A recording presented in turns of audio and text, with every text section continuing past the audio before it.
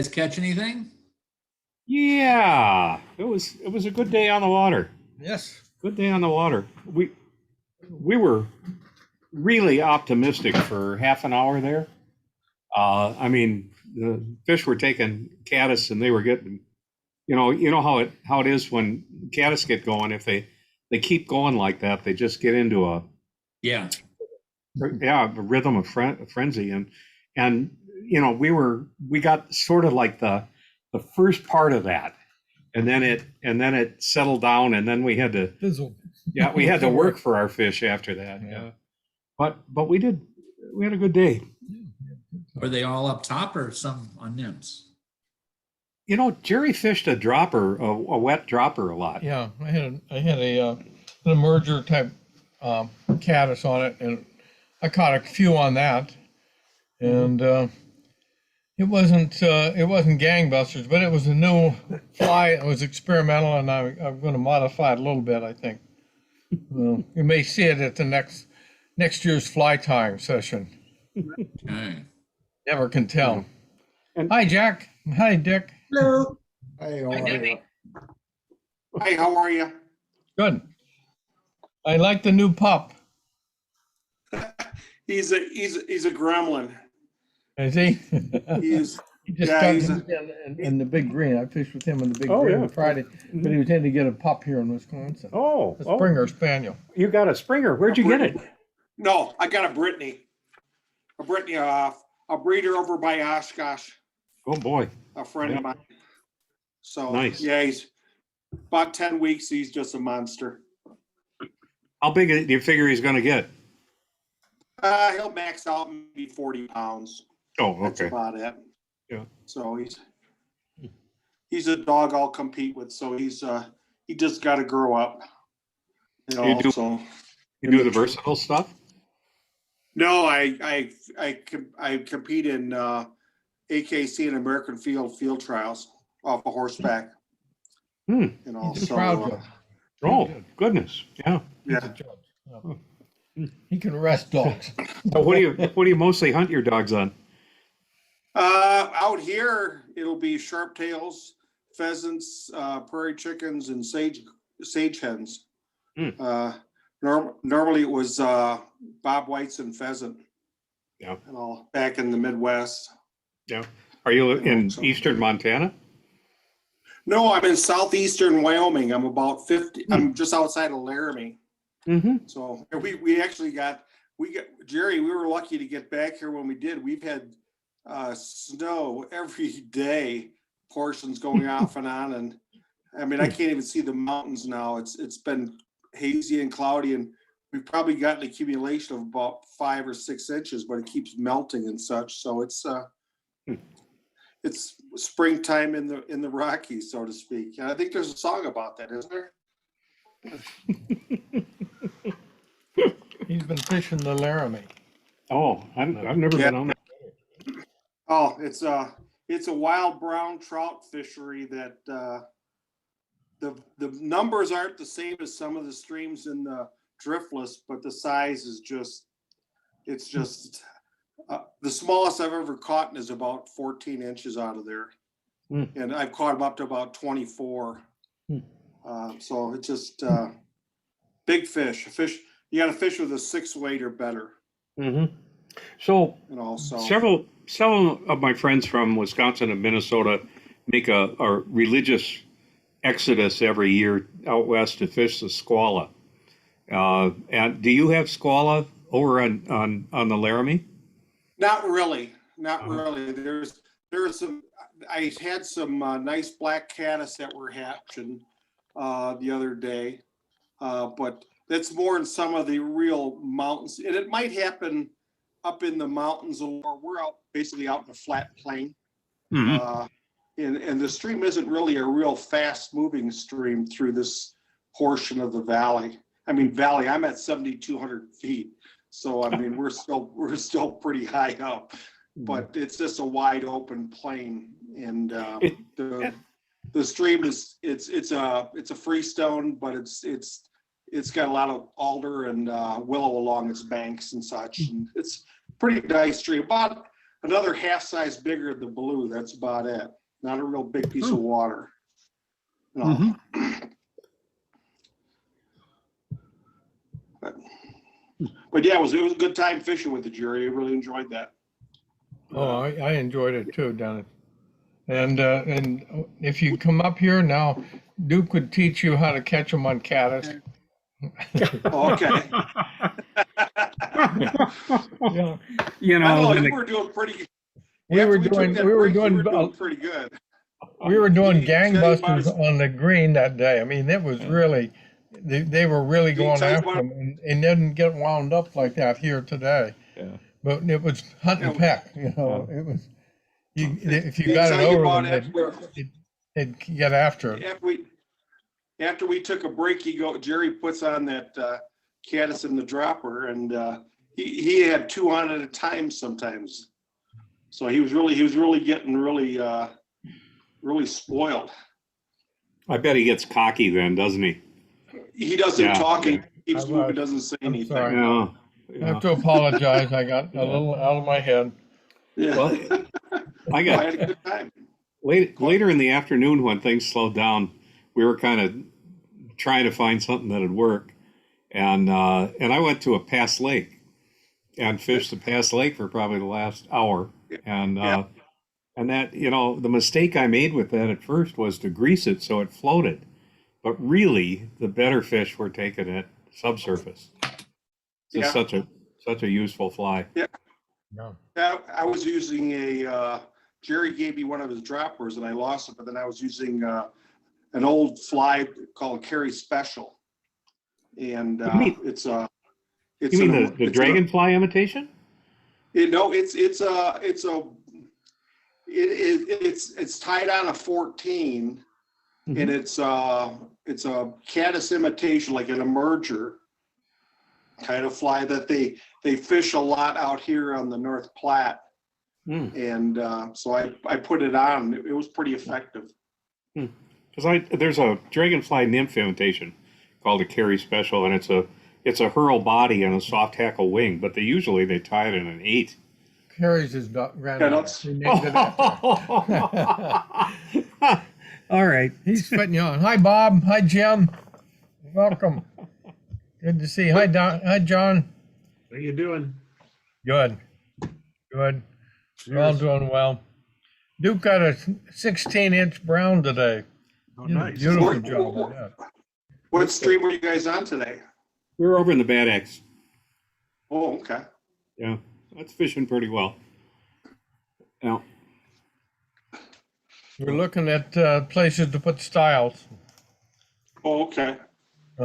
We put that one in last fall, and we need another one to get access to the new work that was done. So we fished our way upstream and found a spot that looks good. So we're going to try to do that in conjunction with Elliott Donnelly chapter. I was talking about doing it with the cattle guards and the pipes that hang down, but in this stream, it's got too much width and too much depth in places. If you put one up where I'd like to, the stream will wipe it out the first flood, so it's not going to work out. I miss taking part in doing those things. Well, you'd still be welcome. No, I understand I would. Hello, Charlie. By the way, I didn't say hello to you yet. You weren't settled in the last time I looked. Yeah, hi, I'm getting there. Okay. Yeah. I saw Patricia getting you squared away, making sure you didn't screw it up on the computer. Oh, yeah. It's India, but that's okay. I know. I know. Jerry. Jerry, where's that new work on the Bad Axe that you're talking about? It's not, well, it's just above the Bad Axe at the Norwegian Valley. Norwegian Hollow. Hollow, yeah, thank you. South Fork. Okay, yeah. Yeah, and the county did the work last summer, and it's an old project the county had done in the early '90s, and it really got battered, so they redid it, and Is that they went from right Junction, or is that up by the hideaway place? Just above the bridge, at Highway And N. Okay, where it comes into South Park. Okay, all right. Yeah. yeah. And the way that style works, what happened is the style is lets you get into the cattle walkway, and it'll be a perfect way to go downstream on Norwegian Hollow and fish down into the Bad Axe. But there's another fence just upstream, so we're still trying to figure out a way to get around that. I think we solved it. Yeah, I think we got it. So we were really on a fishing outing there. This was perfectly a sense of duty, Dual duty. responsibility to Yeah, the we're cause. checking out the fishing Yeah, for other people, and we carried survey instruments anyway, but yeah, the science is important. It's important to have purpose in life. Yeah, right. I gotta grab something. okay. I'll be right. All right. Whoa. Jeez. Yeah. Is anybody harmed? No, just a flesh wound. Okay. Okay. Well, Bob, Majewski, where'd you go? Oh, he disappeared. I was just going to say hello, and he went away. We'll get him back. There he is. You're back. I had Yeah. to, I had to go get me some beverage. Oh, yeah. Duke has got a beverage here. I don't know what's in that, but it looks like Gatorade and whiskey. I'm not sure. Yes. Gatorade's a chaser.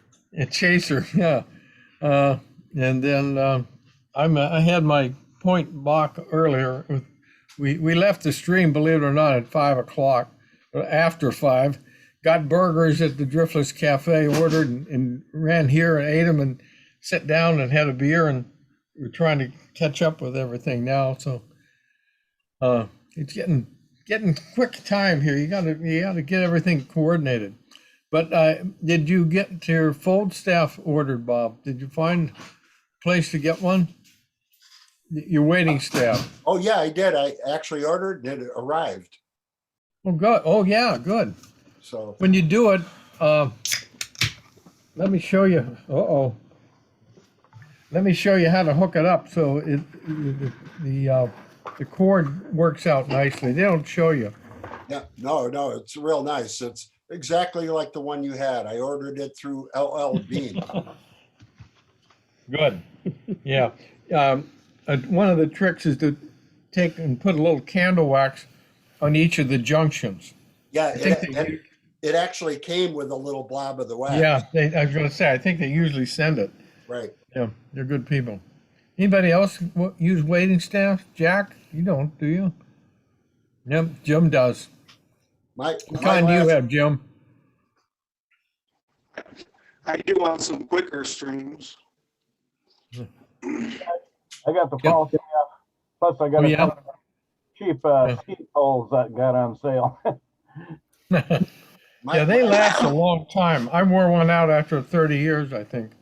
My last trip out with Jerry made me realize I need one with my advancing age and my wacky ankle. Well, you know, are I getting realize I old. need You one. are getting old, Bob. What's Well, that? one of You the are getting old. challenges here in the Driftless is we have these different bottoms that really grab the full staff and the Sims staff, the ones that have the sections that come apart with the rubberized elastic thing inside. And what happens is you stick that into marl or deep silt or that sort of stuff, and the next thing you know, it's separated down there in the muck, and it doesn't want to come back. So some years ago, when my knees were terrible and I was falling down a lot, I figured out that I had to get something, and I tried a full staff for a number of years, but it was always doing that in the Driftless area. So I use a black diamond trekking pole, and they got they're adjustable length, and they have they come with a titanium tip, but that makes noise in the water, so you can buy a separate tip that's rubber, so it doesn't click on the rocks. Oh, that's cool. And that's been working really well. And then I hold it, I connect it with a carabiner to my vest with one of those Sims retractors. And so if it's always there at my offhand side. And boy, that saved my butt so many times in the driftless. And then it's good out west too. But Black Oh, yeah. Diamond makes a really nice pole, and their graphite shaft. Jim's reaching into the stream for something there. Mm-hmm. Yeah, Yep. get that.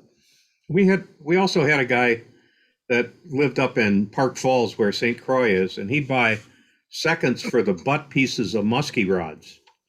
And then he'd put a neoprene handle on them, and he'd put a rubber furniture leg bumper on them, and they were great. And he's got to be dead. I bought one 25 years Sold ago. them that way. He sold them Oh, that he way. got Yeah. just his own. Yeah. Oh, So there you go. Jim's got his shown us. That must be new. Yeah, about a year old, but I don't remember getting waxed.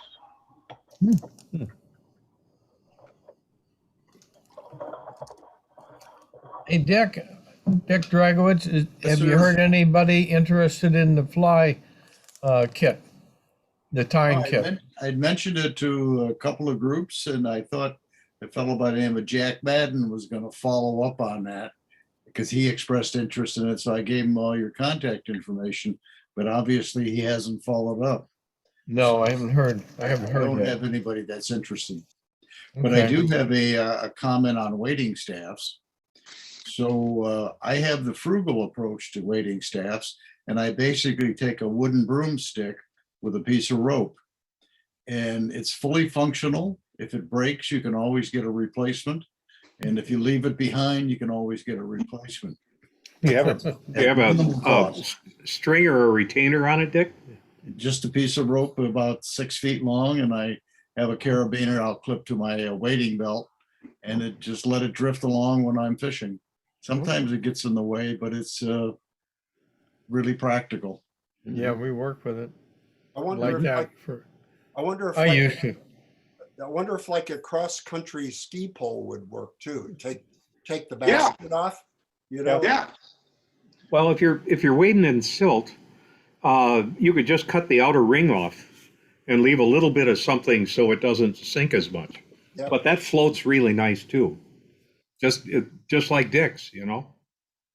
Mm-hmm. I just like the fold staff to get it out of the way when I'm hiking back and not dragging it back. And I agree with that. Yes. The So only the thing, wooden the only staff gets thing, in I the mean, way, they were pricey. I mean, it was like $130, but I think it's oh, worth it. Yeah. but as Duke was talking, like some of those hiking poles, or those trekking poles, they're pretty pricey too. They're all over the board as far as pricing. Yeah, you could pay $70 or $125 for a pair, yeah, Yeah, but it was kind of nice to have a pair, and they have a little bit of a shock absorber in the handle. And I called them up and I said, is that supposed to fail on you? And they said, no, what's your address? And they sent me another pair. I love Black Diamond. hello, Mark. Good evening. Welcome. Oh, there he is. Evening. How are you? I'm good. How are you, Jerry? Everything's good. Better than good. We had a good day fishing with Duke. Nothing better than that. Yeah, right. What was the Yeah. catch today?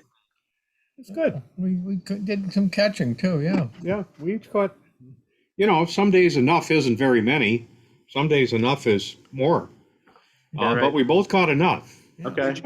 Did you get brookies? Yeah, we showed up for the call tonight, so we must have had enough fish. Yeah, Jerry? there aren't very many brookies in the Bad Axe system. No, but I thought Uh, Jerry had said you were looking at a brookie stream somewhere. We did look at a brookie stream, and we didn't catch anything of size, and we didn't catch very much, but they were brookies. Yeah, they're doing an experiment up here. There's a stream that is a trib to a Kickapoo trib that has just above its confluence with the other trib.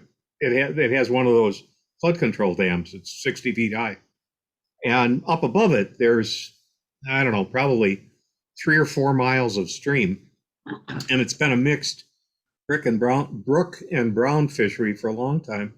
But the biologists decided to try and manage it so it would favor the brook trout.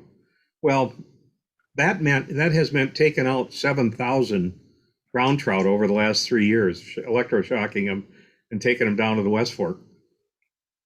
And as a result, the brook trout population it's each year, it's more and more a brook trout stream. So I was real skeptical about it at first, but it seems to be working. It's just a matter of seeing where that population reaches a sort of an equilibrium. You can find out what brooks can do in a piece of water like that if they're not competing with browns and being forage. So 3-4 years. I don't know. You guys fish Seas Branch up on the upper Seas Branch where they did that? Yeah.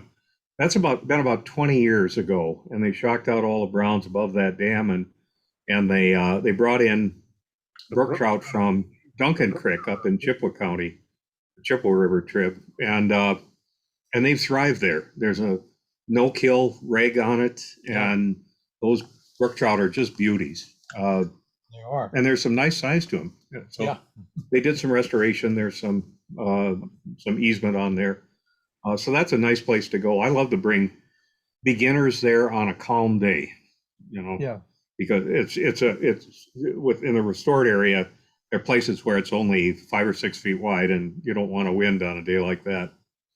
But I had donated a trip to the TU chapter in Eau Claire a few years ago, and this father and son came down and they told me about how they had not fly fish, but they had they fished walleye and bass, and they went to Canada and fished walleye and stuff. And so I got them casting and got them out on the water and took them to Seas Branch, and the dad grew up fascinated with snakes. That's his primary connection to the natural world. And he almost got bounced out of the Army when he was in basic training in Georgia because he found a rattlesnake, and he caught it, and he came up to his sergeant from behind and said, "Hey, Sergeant, look what I found." And apparently the sergeant was terrified of snakes, and they just about kicked him out of the Army for that. But so kids fishing with me, and Dad's out prowling around trying to find some snakes, and Kid is on this nice pool that has multiple stages of fish and stuff, and I had him put a scud on under an indicator, and geez, it isn't very long, and he catches a brookie that's almost 14 inches long. And and he plays it pretty well. He brings it in, I net it, I get some pictures of him, and he's kind of nonplussed. I said, that is probably in the top 1 or 2% of brook trout for size in the whole Driftless area. You have caught a true trophy there. And even if you have to put it back, you have that experience. And he says, "Oh, we catch walleyes a lot bigger than that in Canada." Yeah. Okay. And pretty soon his dad comes back, and his dad found a piece of plywood that was turned over, and it was full of snakes underneath it. And he's got snakes wrapped around his neck and slithering up his sleeves, and he's just happy as a clam. He didn't need to catch a fish. Those guys had a great day, but it wasn't for the reasons that I thought, It's like, Hey, Al. Hi, Brent. Hi there. Hi, Jerry. Hi, Al. Thanks for all that work getting that stuff signed up for us on the timekeeping system. And I know you've been working, where'd he go? There he is. I know you've been working like hell to get the end of the year report out, so I appreciate it. Thanks a bunch. There's Brent. Now I can see him for change. Yeah. You're not going to remain anonymous for a change? look at that. You get a title Actually, on your it's been my dog's been attending the meetings on my behalf for the last 3 months, and none of you have noticed. Yeah. Without your picture, it doesn't show up, Brent. Exactly. That's why I turned the camera off.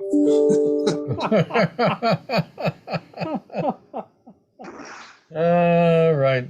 All right. Well, that's good. Who else has, anybody else been out fishing? No, nobody. No, so I said just you last Friday. Yeah, we were out with Bob and Mark, and I went out and fished the Kinnickinnick, and didn't do very well. But we got, each of us got a fish or two, but it was sunshine bright and very clear water, and the Browns don't like that too much.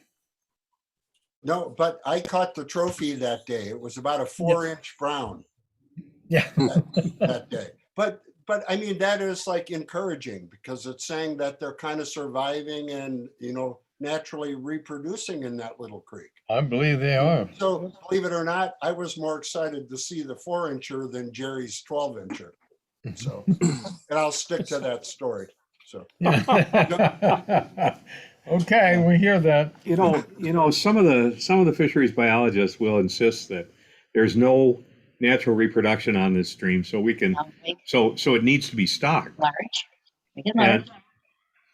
And so it's kind of fun to send them a picture of that 4-inch or 3-inch trout. So you've got essentially young of last year or something, or later in the summer, these yearlings are going to be 3 or 4 inches. yeah, I mean, we don't need a video.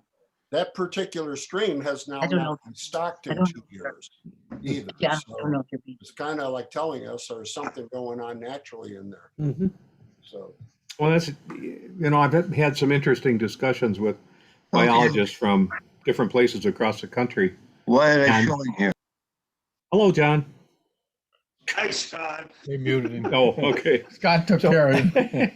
So, depending, and it was interesting at the Wild Trout Symposium a few years ago, a really long-time biologist from Idaho, Fish and Game, got up to talk about how he didn't believe that there was definitive science that said when you stock a stocked fish over a naturally reproducing population of fish, that the introducing the stocked fish hinders that naturally reproducing population from reaching its capacity in that stream.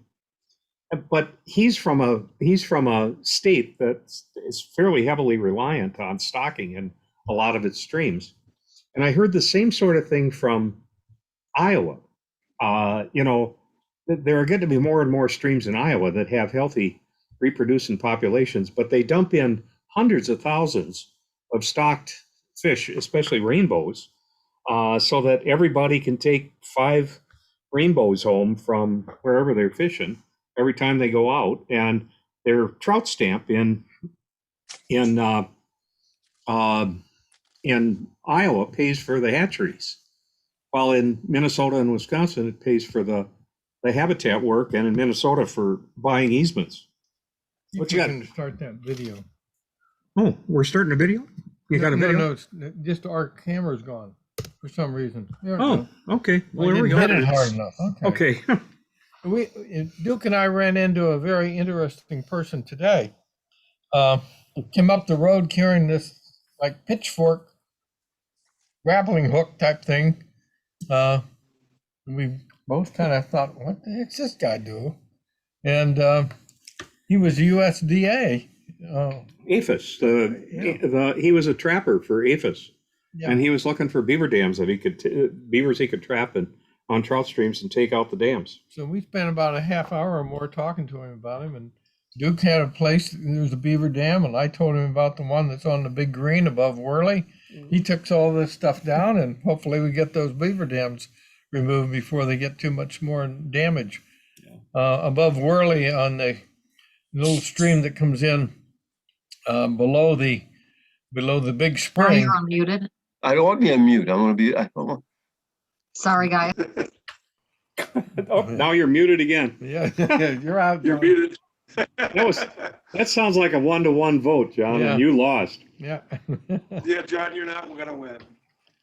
There he is. Hi, Scotty. I So- did mute So, him. if you guys see a beaver dam somewhere and you want to get rid of it, call me. I've got the guy's number, and he said he wants to know. So And he can only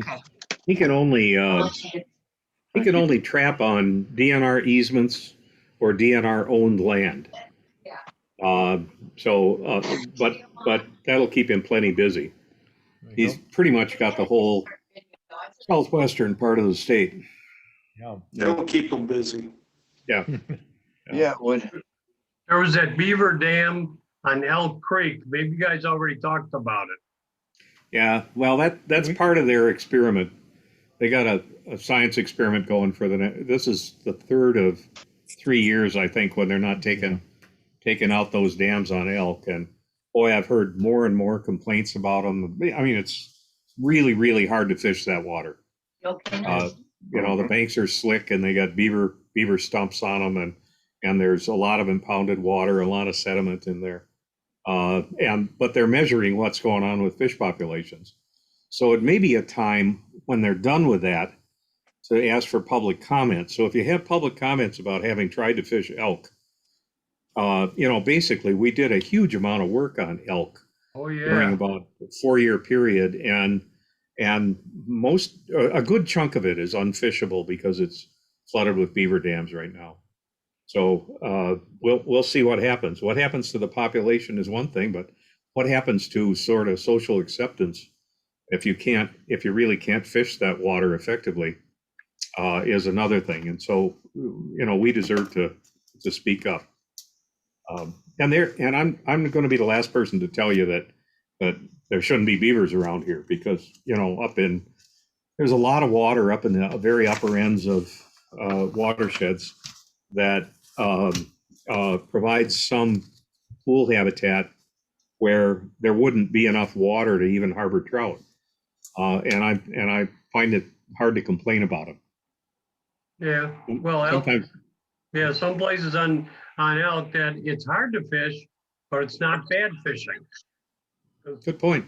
Those are decent holes, yeah. Yeah. Yep. I'd love to see what's the chap's name? I can't think of his name. Ethan Plumier. No, not him. The Beaver Dam experiment. Oh, Matt Mitro, the Yeah, DNR Matt, scientist Matt, that's running that. Yeah, talk to him. I was all prepared 3 years ago to tear that thing out, and he heard about it and he said, "Oh no, don't do that." Yeah, I was going to have a day to go take that thing down. Yeah, and I think I sent you that video, and either you or somebody forwarded it to him. Yeah, and he emailed back and said, "No, that's right. Don't do that. Don't do that." Don't do that. So Jerry, What's you that? should bring back the trapper here to Glenview, because the feature in the Tribune for the last couple of days has been about the beavers over there eating up all the shrubbery at True. local condo development there. Right along the banks, right? Right. Yeah. And big complaints from the residents there, but I thought it was pretty cool that we've got live wildlife over here like that. Yeah. Well, that used to be a great naval air base. That's changed dramatically. Right. I know. That's changed. Well, what I've often found is that people who buy land along waters kind of like to watch the beavers, and they're busy and they're industrious and that sort of stuff. And that kind of persists until they wake up one morning and their dwarf apple trees have all been tipped over by the beavers overnight. Yep. Back to our 4-inch trout, Duke. I mean, Yeah. for somebody like you, it's not that, exciting because of being in the Driftless, but remembering that's on a Illinois stream. Good for you guys. Yeah. Really was what made it more exciting for us, I think, to see such a thing. On the next day, that next day, Bob, Jerry caught one. He says, "This one beats the one that Bob caught yesterday. I think it was 4.5 inches." Oh, you really? Yeah, was that in Yeah. Wisconsin or was that at the Connect? No, it was on the Big Green. So he beat me by a half inch. Is that what you're saying? About a half inch, yeah. Hello, Jim. Good evening. So Hello, maybe, Gordon. maybe south of the border, it should be who can catch the smallest trout. Just catch one. Good point. I hear you got a new fisheries biologist up in Northwest Illinois. I don't have a name, but I hear there is a new one on staff now. I think Jerry knows him, right? Jerry, have you met him? I have not met him. I got his name and I don't have it with me. I'm sorry, I can't tell you, but if anybody wants it, email me. I have it at home and his phone number. I talked to Tristan, who works for the DNR, and he gave me the number. He said the guy's all right, a little bit friendlier than, we won't mention her name. But The new administration. Yeah. But Jerry, is he the guy that's going to cease us allowing to put the brown in the Kinnick anymore? No, he's not. No, he's not going to do that. Tristan Widow, who works for the DNR, told me that decision wasn't his. That came from higher up from Springfield. Okay. Because of the model sculpin, it was shut down right now. So Why was it shut down? Because browns eat mottled sculpin. Those carnivorous browns. Yeah. yeah, they were. Yeah, but the issue is they've been there for 10 years already. So I mean, are the sculpins already all consumed? It seems to me if the sculpin, if somebody found a sculpin, they're doing all right for themselves against the browns. But I guess they don't want any more put in. So all of you go out and catch them and keep them. You know, catch the browns and keep them. You know, what do you have? Oh, Duke's got No, I'll talk about it. Okay. So, yeah, we don't know the regulations in the Kinnick. Nobody seems to know. And Mark Reinhardt has really been worked on it for, 2 or 3 weeks last year to try to find somebody to give him an answer. But when we fished it, we saw a lot of tracks in there this time. And somebody's fishing it. And I have a feeling they're taking browns out. They're not doing catch and release. It's just my guess by what I see. But there's not a lot of trash, but the trash is being created by the DNR crew up there that's taken out all the invasive trees that were in there, and they're just chopping them up and letting the chips fly all over the place on the ground. And it's really going to create a bad look for a long time. The wildflowers are really not going to have room to get through with this carpet of wood chips. It's really going to take a while. So for a place that's supposed to be, don't touch this, leave it as is, you won't believe it when you see it. It is. I've had to deal with the Illinois DNR in different aspects for 35 years, and their angles have never changed. It depends on the topic. So it's a tough fight. Yeah, it is. It is. Well, it's a little bit after 7, so let me get this meeting started, and then we won't keep Duke up too late. I worked him very hard, making him walk all over the place. You don't want him to fall asleep on us before it ends, so. Let me, I think we get most of the people here that are going to see tonight. First thing I'd like to talk about is the raffle. I hope you all have got an email one way or the other about it. John, did you see anything come out of MailChimp today from Mark? Yeah, Mark sent something out about 3:15 and. Okay, he said he was going to, and I didn't, up here, phone access to email is not too good. We got a nice reaction from today's email. There were 6 or 7 more people that came in. Oh, great. Oh, that's good. So yeah, it's that reel and rod. It is beautiful, and it casts like a dream. Please go for trying to get that. I spread the word among people that you know, especially like Scott and John. You got a lot of Facebook savvy. I don't have it. I couldn't post anything on Facebook if I had to. I can forward something. That's about it. So please spread the word and get it out there. That's how we did have that one rod go from New York. To get it out and sold for $200 when we did the auction. So there's other people out there other than our chapter. So we need to make some money on this raffle. We've got money invested in it heavily. So I want to turn a profit on it, not turn back. Any questions, any suggestions, John, especially?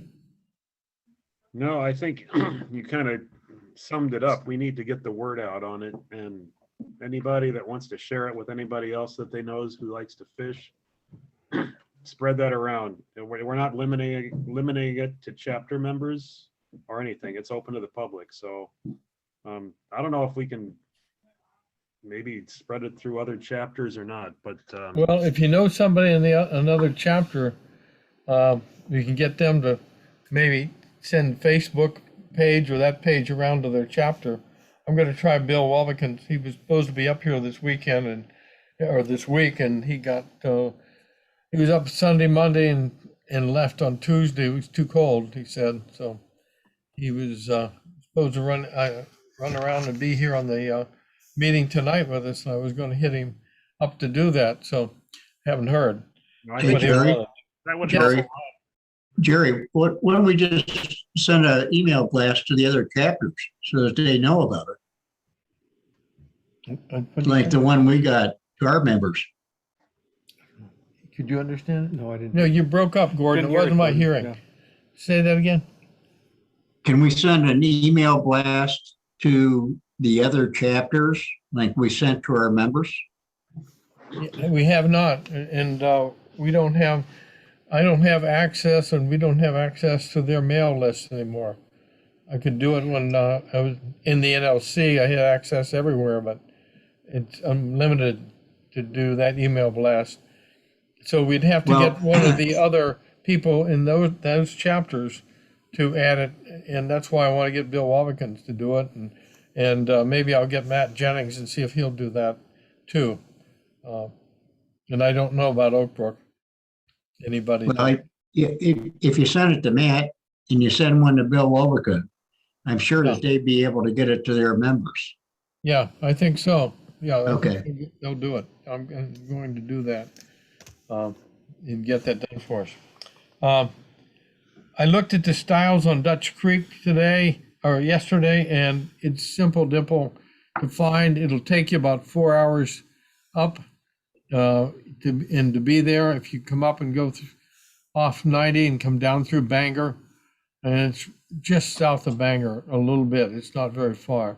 So it's right there. It's going to be 1, 2, 3 as we go down the road south towards Roqua and the Coon Valley.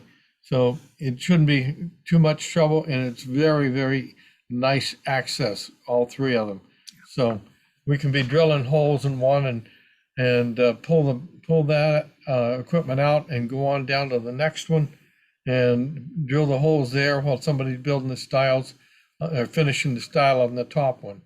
So they're not that far apart. And the third one is about 4 miles down the road, I guess. It's not that close, is it? A couple miles. Yeah, maybe a couple, 3 miles. So we'll finish up on that one after we get the first two done. I think the whole group will probably go down to that one. If we don't lose too many people to fishing Dutch Creek, it got some nice holes in it. It's very small, but it's got some nice holes in it. I think that would be very interesting to fish. So the outing starts on the 23rd and the 24th and 25th, but the stiles, people are going to come up and help on the stiles. We're going to up on the 22nd and meet there at 10 in the morning. And I was hoping Jerry Ward would be on here, but I haven't seen him yet. So maybe he'll come on later and talk to us about it. If not, I'll try to go over it again before we're finished. Hey, Jerry, Yes, Jerry, yes. Jerry, just sidebar note, remember what I mentioned to you when I was staying at the Naps over there about Mike's wife, people, as far as her Alzheimer's, her coming in, the ALS that she has. Oh, Dennis, you broke up, but the Fenimore outing, are you Yeah, talking about the motel? About the condition of Mike's nap is with the ALS. Yeah, I don't know her name. Maybe it's Maria at the Fenimore Yeah, Hotel, motel. Yeah, Maria. yeah, She has ALS. yeah. That's what Denny's saying. And so when we get there, we don't know for sure. Everything will still be open for the Fenimore trip. Yeah. So we'll have to take a look at that and watch and find out about that. Yeah, I guess she's pretty bad. Yeah. Okay. Sorry to hear. Yeah. If you're coming up to fish, I would suggest you have a supply of black caddis because they'll be still on next week. When you come up here, they're just starting up here now. So bring black caddis. Saturday, I told people in the newsletter, I'll remind you here, if you are new to that area, like Jim Moses, give me a call. I'll try to find someone who knows the area to go with you that day and get you started, because there's a lot of places to look for, fish at, and you don't want to spend your time looking for it. So that's that one. No formal evening Friday or Saturday meals, but I bet you could find a lot of the Old Town Inn on Saturday night. There's no reservation made, right, Gordon? Correct. Yes, there's no reservation. No reservation. So I guess if you've never been there before, it gets crowded. You may have to wait a while, but you can have a drink in the bar while you're waiting, and they'll come get you. We were there Friday night for dinner. The food was good. They're seating about a third of their normal capacity. The brandy old fashions are as good as ever. How about the prime rib? Are they busy there, Duke? Well, we got there a little after 5. I think they opened at 4:30. We went in without a reservation, and we did fine. The back room had nobody in it when we left, so it wasn't bad. No problem. Well, that's usually prom weekend when we go, Okay. so it could be. Well, and the same people own Borgans, and but they weren't open on Friday night. So if you're going out for prom, by golly, that is the place to go. Yeah. I don't think you got to worry about prom this year. My granddaughter's a senior, and they've shut down everything in Illinois anyway. Good point. Good point. Well, that These may save it. These kids that are graduating this year, they're doing a drive-by graduation. They drive up to the car, get out of the car, and they hand them a diploma, and then they go. Hope it's a nice car, John. Ran a She good got car. totally screwed out of her style. senior year. She got really ripped out of her senior year. Yeah, that's too bad. Yeah. Well, speaking of too bad, Bob, you want to tell them the news about Trout in the classroom? Yep, I've got some not so very good news, but I'll give a little recap. As you all know, how Trout in the classroom in the past, we've had 4 classrooms, but because of COVID, 3 of those were not able to participate. So the teacher out in Belvedere was able to get special permission, to continue the program. So she elected to do it. We sent all our eggs out there. They hatched. We had, well over 1,000 eggs probably that hatched out there. But the way COVID happened, they were in and out of the classroom all the time, and she was able to go in and she was able to keep maintaining them. Well, little catastrophe happened. She herself was exposed. She then was quarantined for 2 weeks. She was not able to go in, and she was, through distance trying to tell her students what to do with the tank and the fish. It didn't go very well. She came back in after 2 weeks, and our hundreds or thousands of fish has dwindled to maybe a dozen. For multiple reasons.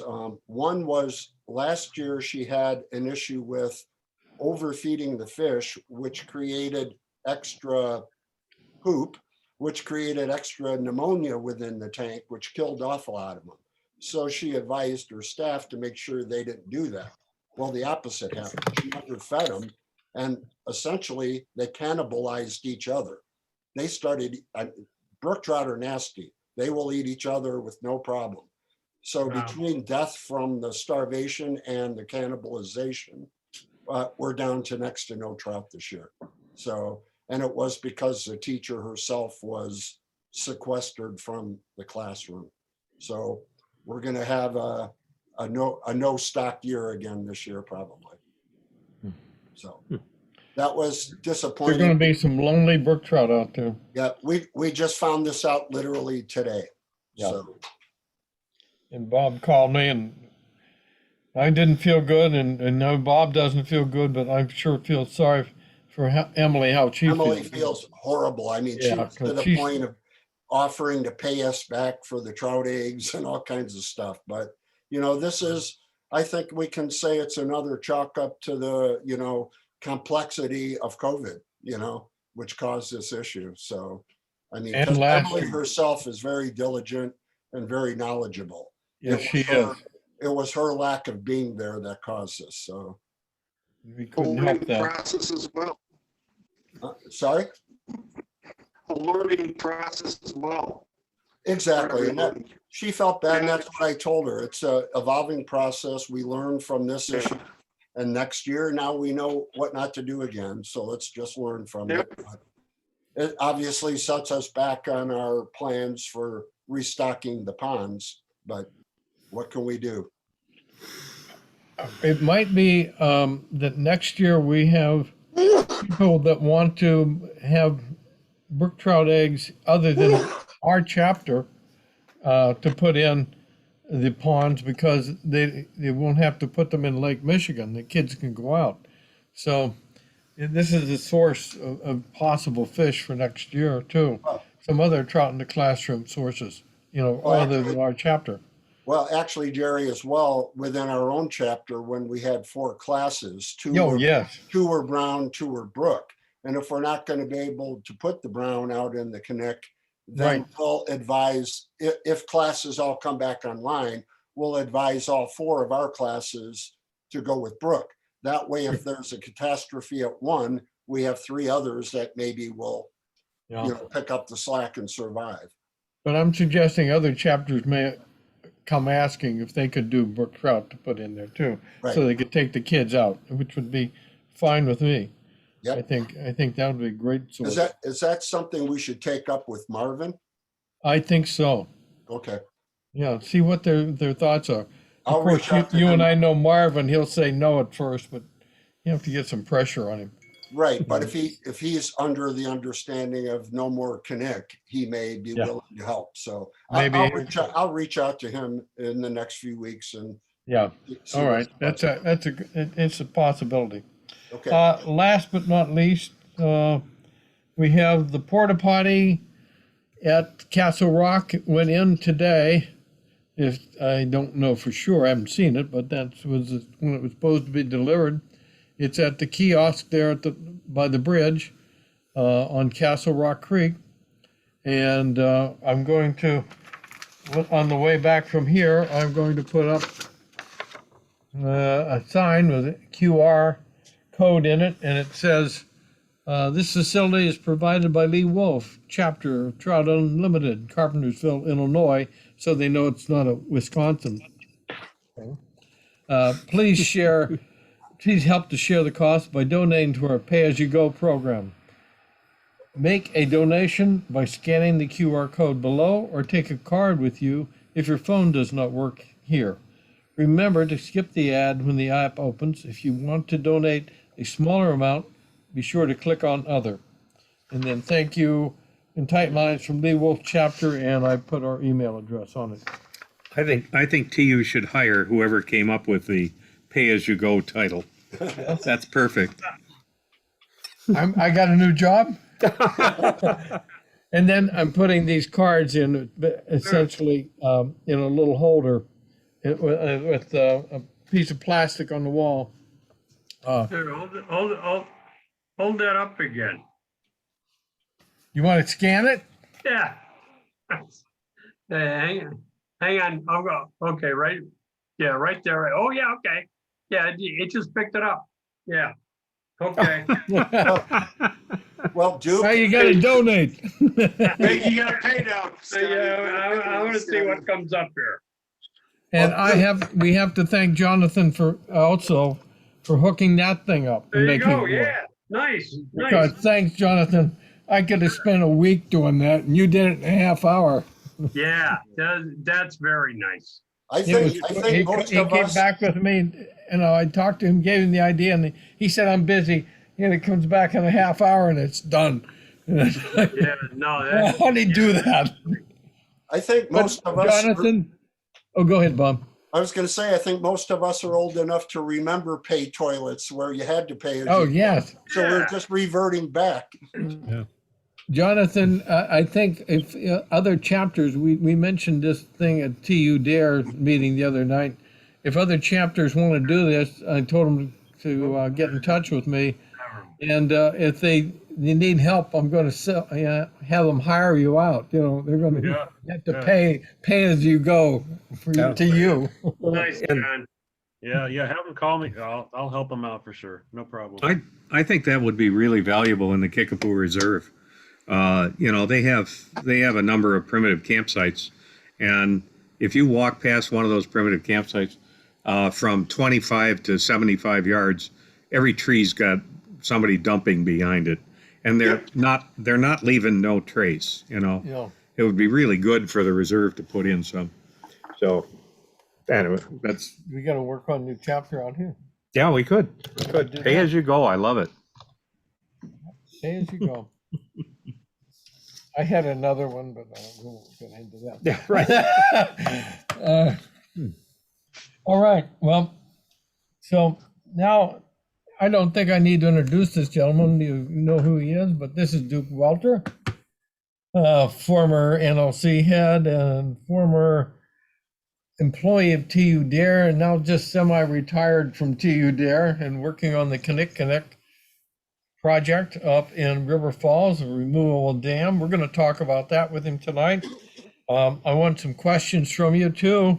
This is your chance to ask the greatest source of information I know in the Driftless. So if you have something you want to chat about, you can either write it or raise your hand, and we'll get to you. But I have a couple of things I want to talk about with Duke before that, and that's some things that are pretty big items out here right now. First of all, phosphorus mitigation. I don't know if you've heard about that or what's going on with it, but I think we got two things going. We're going to have Duke talk about it, and then their chapter next week on Wednesday night is going to have someone that has been doing a lot about phosphorus in the Gulf for how many years? 35. 35 years. She's the expert on it. So let Duke explain to you what the phosphorus problem is in the mitigation, and then we'll talk about next Wednesday speaker a little bit. Okay. Yeah. Well, there's a number of angles to this, and boy, they're really hitting us in this part of the Driftless area. We've been doing some with partner groups. There's been some well water testing, private well water testing has been going on for the last year and a half, and the hope was to try and figure out levels of phosphorus contamination and nitrate contamination in people's well waters. And what they found is that somewhere between 30 and 40% of the private wells in our part of the Driftless are contaminated, are over state standards for nitrates, and the streams are, or the water's carrying more phosphorus than it ought to be. Phosphorus and nitrates both come from animal and human waste, but they're exacerbated by nitrate fertilizers and phosphorus that come from farming operations and the manure. And so when we have and phosphorus gets entombed in soil, and so eroding soil carries phosphorus into the tributaries and into the Mississippi and eventually down into the Gulf of Mexico. That creates algae blooms, and in the Gulf of Mexico, there's an area where the algae blooms are so bad that they've killed everything. There's no oxygen in the water, and they kill insects and fish and crustaceans and everything. And that's called the hypoxic zone, or the dead zone. And it's directly related to agricultural practices in Iowa, Minnesota, Wisconsin, and Illinois. When NRCS or the U.S. Department of Agriculture or state departments of agriculture in the upper Mississippi start a program to reduce nitrate and phosphorus use on the land, the dead zone shrinks in the Gulf of Mexico. And when those programs expire, the dead zone expands. So our chapter speaker next Wednesday night will be a professor at LSU who's been part of a consortium studying the dead zone in the Gulf for 35 years. She's captained her own research vessel for all that time, and she's considered the national expert on the dead zone. And so there have been other efforts up here to kind of acquaint our farmers with the people that their farming practices have an impact on. So there's a Fishers and Farmers Group partnership that brings Louisiana shrimpers up here to talk with Wisconsin farmers, both fourth and fifth generation farmers and shrimpers, about how the shrimp harvest is, the shrimp populations are being affected by our farming practices. They always have a really fruitful discussion, and I love going because they bring a truckload of shrimp. It's a great get together, and they so anyway, in our area, there are efforts to try and colonize our area for pork production, and to do that, and what has happened is streams in many parts of Iowa are so overwhelmed by manure and waste from pork production that the Iowa pork producers are seeking to move into Wisconsin and Minnesota, and I wouldn't be surprised if they'd want to come into Northwest Illinois. And they have been trying to develop big pork operations in Vernon County, around Viroqua, and now in Crawford County. There's a huge pork facility going in. Somehow the head of the Pork Producers Association lives in Crawford County, and Crawford County had adopted a moratorium so they could study ways to have an ordinance to protect their water and public health. The pork producer that wanted to build this big CAFO and a couple other people threatened so many lawsuits that the county dropped its moratorium last December, and now this guy is seeking to build his big CAFO. I tell you, that's going to come unless our counties develop their own ordinances, and that's a real fight. The DNR isn't a lot of help because to some extent it's been emasculated by legislative action the last 10 years in its ability to oversee that stuff. You may have heard about fish kills on Otter Creek over near Lafarge over the last several years, caused by an outfit, a CAFO, a dairy confined animal feeding operation that had about 1,200 milking cows. And they had 2 manure spreading incidents that caused fish kills in Otter Creek, which is a class 1 trout stream and an excellent fishery. While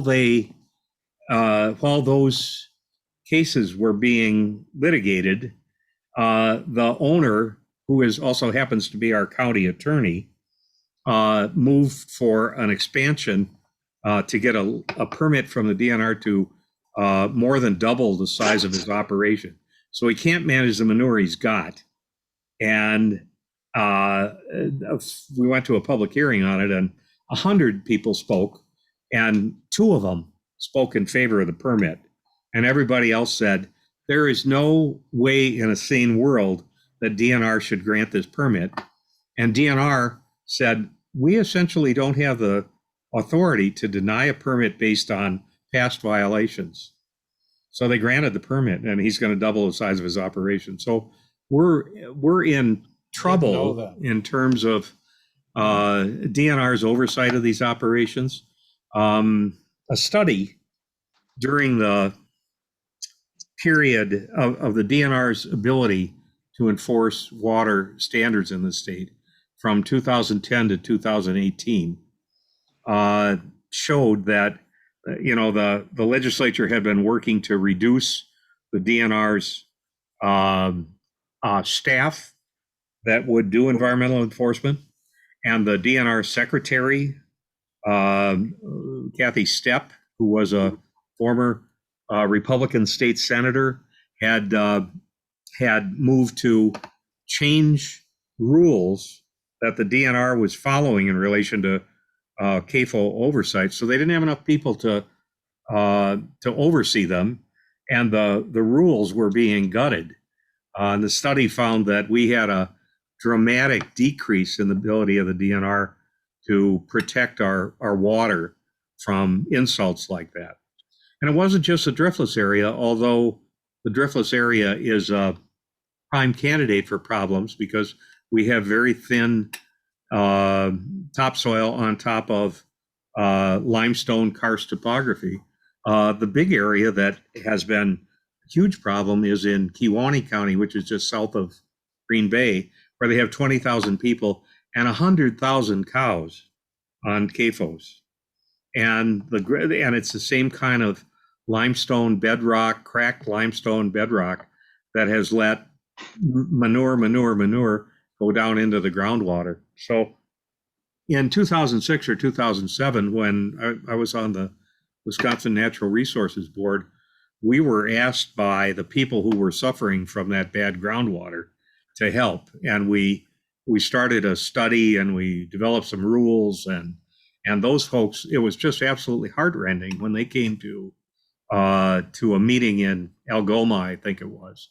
And they told us about how many of their kids had been in the hospital with serious E.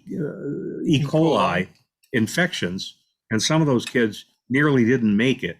And so families, these farm families, or these people that lived in the rural area, couldn't do anything about the manure that was coming into their groundwater and their wells from these big CAFOs. We passed some things that changed the rules for land spreading and on frozen ground, and land spreading in the face of a rain forecast. If you have a rain forecast for in the next 72 hours, you're not supposed to land spread manure. So it needs a chance to sink into the soil instead of get washed off. And since we passed those rules, the subsequent governor and legislature came in and did all they could to gut them. And so that's a serious challenge. And Wisconsin TU has a committee working on the manure management problems and the fish kills and those sorts of things. And hopefully they'll be able to make some recommendations to the legislature and the governor to try and help that. The other thing that's interesting about phosphorus mitigation is EPA has been pushing for 10 years to put in place higher standards for municipal wastewater treatment plants. So when your sewage in Sparta or Viroqua goes to the wastewater treatment plant, what the effluent can contain, the EPA has said under the Clean Water Act, we want to improve water quality, and we're going to hold you to a higher standard for your wastewater treatment plant. So that was going to be expensive for the wastewater treatment plants. And the previous governor put a hold on the implementation of those rules that has pushed it back to most of them having to do their upgrades or their reduction in pollution between 2021 and 2025. Well, the state has come up with a way, and the goal is to reduce phosphorus output from those plants that goes down into the Mississippi and down into the dead zone and all that. They're concerned about nitrates as well, because nitrates cause birth defects in kids and you don't want it in your water. So these plants, these municipalities have been holding off on upgrading their plants. The state came up with an approach where if the EPA was going to tell this city that their wastewater treatment plant had to reduce its phosphorus output by 1,000 pounds a year, that was either going to cost them a bunch of money to upgrade their plant. In millions. In millions, yeah. Or they could go into the watersheds upstream from that municipality and do watershed restoration at a fraction of the cost, perhaps a fifth of the cost, maybe a tenth of the cost, and accomplish the same phosphorus reduction that they would have gotten by upgrading their plants. Well, needless to say, in the village of Soldiers Grove or Gaze Mills or Lafarge or Ontario, all those places, they have not very much money. People are going to keep pooping. And so they're looking at ways to go upstream and do phosphorus mitigation in these watersheds. And we're working with quite a few municipalities right now to find candidate streams where they can work to reduce their phosphorus by doing watershed restoration. And we're saying you need to think about public access to the waters where you're going to do that. You need to think about long-term maintenance of those projects. And the DNR is encouraging them to agree to maintain those projects for somewhere between 10 and 20 years. And then they can get credit for their reductions. So the city of La Crosse had a choice of either spending $10 million to upgrade their plant or spending $1.5 million in upstream watershed restoration to entomb that phosphorus with bank stabilization and watershed restoration. And they couldn't reach an agreement. The city of La Crosse didn't want to have to pay for ongoing maintenance, so they decided to upgrade the plant instead. Go figure. Soldiers Grove it looks like they're likely to pay for a project on the lower end of Tainter Creek, where a lot of phosphorus is going into the Tainter and then the Kickapoo, rather than having to upgrade their plant. And their plant's in terrible shape because every time the Soldiers Grove floods, it floods out their plant and it ruins their machinery some more. So they're going to be able to accomplish, kill a couple of birds with one stone if they do it this way. Sparta has done a marvelous job restoring Beaver Creek and just working their way upstream. And Sparta has said, we will maintain the watershed restoration indefinitely. We'll just take it on as a standard city budget item forever. And they keep doing more restoration work, and they've saved a lot of money in the long run by doing it that way rather than having to upgrade their plant. So that's a really interesting development that's going on, and hopefully it's going to be sort of a new generation of water quality from these plants. And the whole theory about the Clean Water Act passed in 1972 was, we got to work on point source pollution because that's what's polluting our rivers so much that the Cuyahoga River is catching on fire. Well, they got dealt with a lot of industrial pollution, And now they put some standards in effect for wastewater treatment plants, but they weren't saying you can't not pollute. We're saying we're going to permit you to pollute at this level in the 1970s, and then in the 1980s they put stronger standards in effect, and 2000 they put more stronger standards in effect, so that the next generation or the upgraded plants would be putting out less pollution. And now this 2020 set of standards, or 2010 I suppose, is aimed at getting cleaner water into our streams. And that helps downstream, because not just the dead zone, but the towns downstream don't have to do as much water treatment for their drinking water if there's less pollution coming down from upstream. And that's important for them. So there's a lot going on with that. And we could practically have a person working for the Driftless area restoration effort just on that, to be able to accomplish a bunch of purposes at the same time. We don't. So Jeff Hastings, the project manager, is trying to work on those as opportunities come up. But theoretically, it would be a pretty good project to do. That's a long answer to a complicated question. Anybody have any questions about that part of it? Duke, would you explain the term watershed restoration? I sort of understand it, but not totally. Well, as I said there's a fair amount of phosphorus that is entombed in the sediment that's on these valley floors, and as that erodes, it flows downstream. And so if you have hot eroding banks, that soil is carrying phosphorus. So when we worked on Tainter Creek at Star Valley 2 years ago, we did about 3,200 feet of stream that had banks up in the neighborhood of 9 feet of vertical eroding banks. The estimates were that by sloping those banks back, putting some rock on the toes so they don't beat those banks up again, revegetating those with deep-rooted vegetation, we ended up reducing the annual sediment loss by about 600 tons, which is about a ton per year per 4 feet of that project. Okay.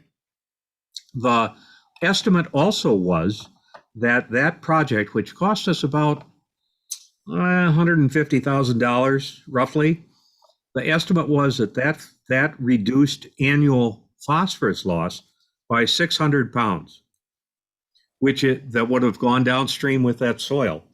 Now downstream, Soldiers Grove is grappling with a requirement that they're going to have to reduce their phosphorus loss or the phosphorus that they send out in their effluent by something like 250 or 300 pounds a year.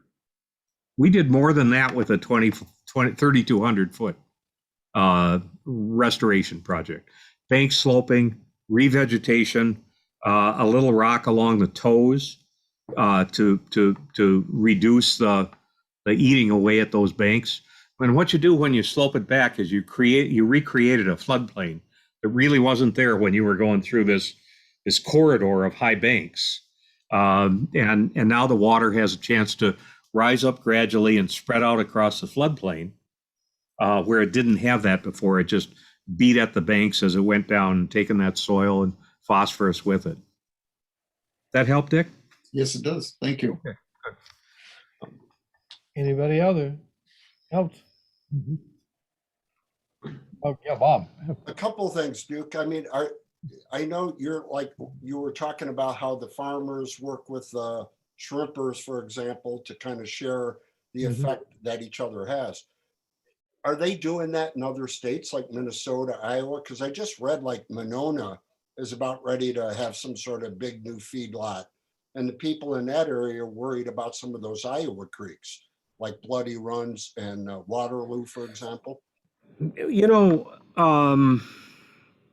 One of the places that has been really forward thinking is the Turkey River watershed, which is not far from Bloody Run over there. Right. And they started an organization there, must be 10 years ago now. And it was called a farmer-led watershed committee. And they got, in any rural community, there are a few people who are sort of the ones that their opinions are listened to. And some of those folks started to get together and said, things aren't going very well in our watershed. Let's just sit down and have some coffee and talk about it. And so for a while, they would just get together and they'd have a half dozen people, and then they'd invite a few more people, and they'd talk about what was going on in the watershed. And they might get an expert in to talk about, erosion, or somebody else to talk about farming practices. And they had to filter all of that through you had what amounted to what makes a healthy watershed, but what makes a healthy farming community. And they had to kind of filter those things and figure out how they fit together. And that farmer-led watershed group became just a real important voice in their community. And in other watersheds, they have started other farmer-led watershed groups. And groups like TU have been working with them in different places. The closest one to me here in Viroqua and is in the Tainter Creek watershed. And the Tainter Creek Farmer-Led Council is a great group of people. They have all the kinds of farmers that are represented in that watershed, and it's quite a big watershed. They have probably a group that probably would be 15 people who are the sort of the opinion leaders and the nucleus of this. And they're, some of them are managed rotational grazers on beef cattle, and some of them have small dairy herds and then do some crop stuff. And some of them don't have any animals at all and just do corn and soybeans. And some of them do organic stuff, and some of them do vegetables. And one of them is a big Hereford bull dealer, and he's got, even his tractors are Cadillacs, I think, as far as I can tell. And, but anyway, they have become a huge force in that watershed. They brought in experts to talk about soil health and about runoff management and about the economics with a sharp pencil of how you can do some of these practices and make a successful living. And it's changing the watershed. They have probably something like 10,000 acres that are planted each fall now in cover crops that holds that soil. And it used to be that up on the high ground, people would harvest their crops and then they disc them and they leave open soil all winter. And now those guys they're drilling stuff in, and they're no-tilling, and they're planting cover crops, and they've way reduced runoff. And we have stream days with them each year. Last year we couldn't, but the two before that drew 200 people to come out, and they'd have demonstrations on runoff from different kinds of soil, like, plowed soil and managed rotational grazing soil and grass waterways and stuff. And they'd run the water through, and you'd see what got absorbed and what came through, and how the water that came through, and with some types of management would be clean, and with others it would be just full of erosion, And then we gave away a couple dozen fishing outfits and taught the kids they played casting games and tied flies, and they learned to throw spinner things in a hula hoop, and we filled them full of hot dogs, and everything was donated. They're wonderful occasions. People are really looking forward to the next one, which is probably going to be in late August or September in Tainter Creek. So they're becoming voices that are tremendously listened to in that area, and it's farmers listening to other farmers, and there's kind of a hierarchy of who farmers listen to. First they listen to their parents, and then they listen to their siblings, and then they listen to the respected neighbor, and then they listen to the county ag agent, and then they listen to there's a whole hierarchy. Anybody from a nonprofit and anybody from government is pretty much like way down there on the bottom of the list. But they listen to each other, and when they start talking about improving agricultural practices, it carries a lot of weight. And I've talked to some of these people who say, well, I farm like my dad did, and I farm like my grandpa did, and I expect my kids will farm like we all did. And you look at their places, and their pastures are in awful shape, and their cows are, you can see the ribs sticking through them, and you look at the next guy down the way who's managed rotational grazing, and their cows are fat and happy, and there's no erosion from their pastures, and there's no invasives, and it's just an amazing difference. So those watershed, the farmer-led watershed groups are tremendous, and they've gone in the last probably 5 years in Wisconsin. Tainer was one of the first in Wisconsin, and they probably now have 40 of them. They're probably adding a third or a half a year with other watersheds. Really an effective tool. Let's switch while we still have some time, because Yeah. I want you to talk about a little bit about, first of all, any more questions? Let me interrupt. No? I just wanted to ask one quick thing. When they Sure. slope the banks back and take that soil, where does that soil go?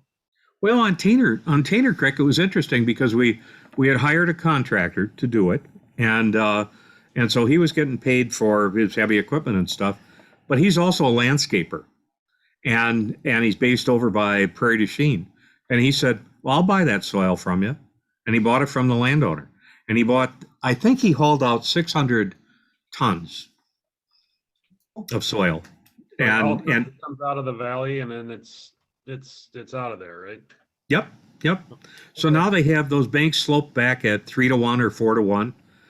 So even within 2 or 3 weeks of the time that was seeded, there was enough vegetation that had taken root that when we had high water, there was no soil loss.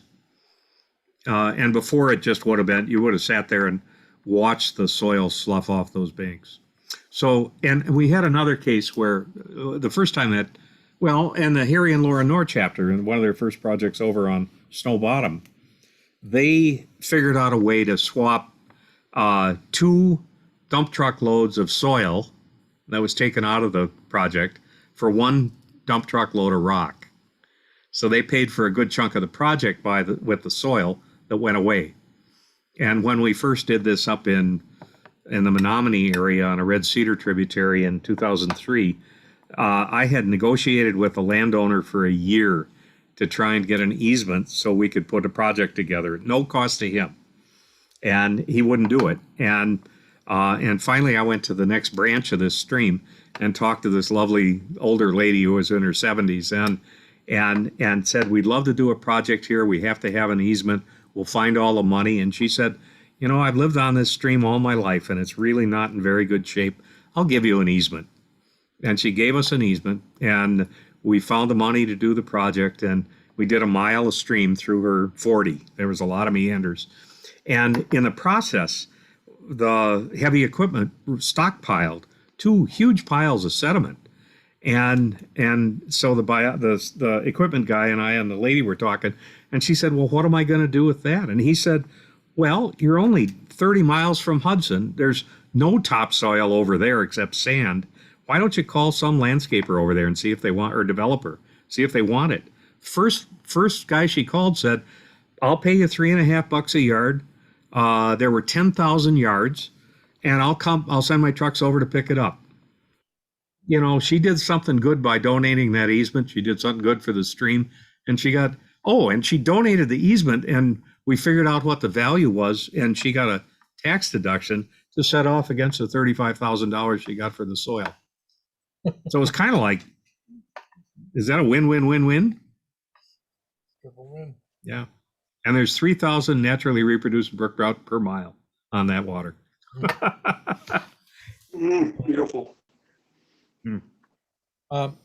Next question I have is I'd like you to talk about the Kinney Dam removal. Okay. And this is what we just as the board voted, and we spent $1,000 on helping get a lobbyist to do a little bit of lobbying in the state legislature in Wisconsin towards getting some things changed in our favor for the dam removal. But I'll let Duke talk to you about that.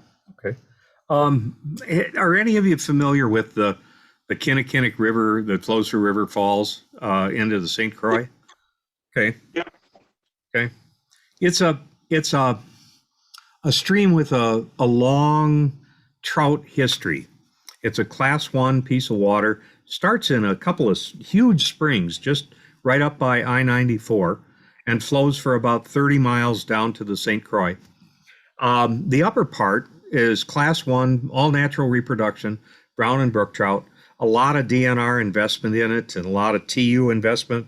The Hypoxic chapter has been working to protect the Kinnickinnic for since the 1970s. And Kayap's name is for the Kinney, the apple, and the wish is the willow and the rush. So that's the first part of their That's where name. it came from. Yeah. I never knew. There are 2 dams on the Kinnickinnic in River Falls itself, and they're owned by the city, and they're run by the city electrical utility, and they generate a little bit of electricity, and they create 2 impoundments that are 15 to 18 acres, and they're loon shit and goose poop. Basically, there's no use to them. They warm the water, and they're just there's no recreational value, and they cover up the falls that gives River Falls its name. Downstream, it's a brown trout stream, and it flows about 7 or 8 miles into the St. Croix and through an area called the Kinney Canyon, and it's spectacular. Limestone bluffs, 400, 500 feet high, just gorgeous country. Neat area. And there are, there's the trout population, my estimate in the upper river would be about 4,000 fish per mile. The lower river is probably somewhere in the neighborhood of 2,000 fish per mile. And there are fewer, but they're browns and they're bigger. So the Federal Energy Regulatory Commission licenses those dams since they provide electrical power, just like the Glen Canyon Dam and the Hoover Dam and the TVA dams and the Columbia River dams and Klamath dams and all those. So they issue these licenses for 30 years, and back in 1988, they issued a license, and there was no discussion about the dams. There was just no public interest or anything. But the people from the Hypoxic chapter said, we ought to have a discussion about those dams. And we're going to have a chance to gather some data to try and figure out what the impact is. So in 1991, Hypoxic started under the leadership of a member of the chapter who is a professional water monitor for the Metropolitan Council over in the Twin Cities. They started monitoring temperature, dissolved solids, dissolved oxygen, turbidity. And so what they have concluded after 30 years of monitoring is that the dams, the impoundments, warm the river enough that the lower river in the summertime is 5 degrees warmer than the upper river. And when they brought that data to the serious climatologists and stuff, and people who are studying the impacts of climate change and stuff, and fisheries specialists, what they figured out was that the lower river gets close to lethal temperatures for trout on a regular basis during the summer, and that the number of days that it's there has been increasing over the 30 years, but particularly about the last 15 years. And the upshot for the climatologist people was, you're going to lose the lower river if you don't do something about the dams. So in 2014, the city, in anticipation of the dam licenses running out, applied for relicensing. Now, this municipal utility gets 1.5% of its electricity from the dams. They buy the rest on the market. And as long as they don't have major repairs, the prices are about the same. But they've got a whole bunch of repairs that they need to do, at least to the lower dam. And it's going to cost them something like $2 million. And so after a really spirited civic discussion, the city council agreed to take out both of the dams, the first one by 2026, And the second one, as soon as the money could be found to take it out. And I have to say, I moved here to Viroqua in December of 13. And I considered every place in the Driftless area, from, Galena to Decorah to Rochester to River Falls to Baraboo to Madison. And I finally decided to move here because I found a roof to put over my head. And a month later, the city applied to renew those licenses. And they said, we don't expect there'll be any civic discussion or controversy. And if I'd have known that was coming, I'd have moved to River Falls, because that is the kind of thing that I'd love to stick my teeth into. And so I was part of the discussion up there, and the city and the Kayaptawish and all kinds of people. They had thousands of people that showed up for meetings. And the city came to a really constructive decision. And now we have to raise about $2 million to take out the first dam and restore the 3/4 of a mile of the impoundment. The city has put in a significant amount of money, but now it's time to ask the state for a contribution. And that's where Wisconsin TU and TU comes in. We asked the Wisconsin TU legislative people if they would lobby on behalf of River Falls. We got River Falls City Council to agree to ask the state for a big chunk of that $2 million, probably 1.5. And right now, the state's legislature's Joint Finance Committee is doing hearings around the state on what to do. So the state council already hired a lobbyist for a specific set of jobs for the legislative session, but they agreed to take on this one on behalf of River Falls and Kayaptawish TU and Wisconsin TU for another $5,000. And so that's where the $1,000 that you guys agreed to help us with was exactly crucial at exactly the right time. We raised the $5,000. We're meeting with the lobbyists tomorrow, and we're going to be presenting, all of the partners are going to be presenting at a legislative hearing next Thursday in Menominee. So the goal is to find $1.5 million from state funds to go along with city funds. The city's already done $700,000 worth of engineering and biological studies that were required by the Federal Energy Regulatory Commission. And so they've got a significant stake in this, and they'll come up with a good chunk of the rest if we can get that legislative initiative done. So that was where your help really came through. And I've said, if we can put up a turnstile on the Kinney, where all the Twin Cities TU anglers can drop $10 whenever they come to fish, we'll come up with the rest of it in no time. Yeah, because if you talk to Twin Cities TU anglers, they generally fish the Rush and the Kinnickinnick, and they're all there on summer evenings. So Pay as you go. What? Pay as you go. Yeah, exactly.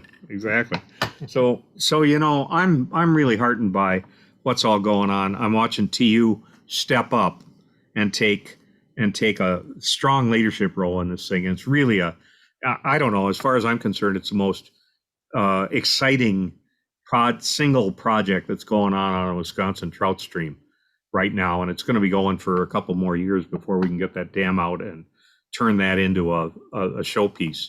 And then we'll take out the dam that covers up the falls, and then stand back. That is going to be a spectacular place to recreate, and a real huge asset to that city. So if you go online and look for pictures of River Falls before the dam, you'll be surprised at how beautiful these falls are. Yeah. I've seen a few pictures and it's just gorgeous. And why would anybody cover them up? It seemed like an attraction for the city. Well, two brothers came in I think it was 1854, and they lived in a cave along the river during the winter. And then they built the first dam on the river the next year. Oh, really? And we've formed a new nonprofit to help the city raise the money and educate the populace about what a dam removal consists of and what you get when you're done. The chairman of that is the great granddaughter of one of those brothers. And she is so committed to dam removal that it's just great. That's good. That's good. So that's River Falls. Yeah. Any other questions about River Falls? You know, the Kayaptawish would be happy to host you guys if you ever decided you wanted to do an expedition up there. And there's some nice water in that area, and a lot of good restoration has been going on Over the years. over the years. Yeah, absolutely. Let me offer something. I try to be helpful, and I want to share with you a couple of things that I developed. I was concerned about stream etiquette, and you guys have probably been high-holed by somebody that just doesn't have any sense of their role on a stream. And so what I did is I came up with these. I hope you can see this. Now, is that coming through backwards to you guys or frontwards? Looks good.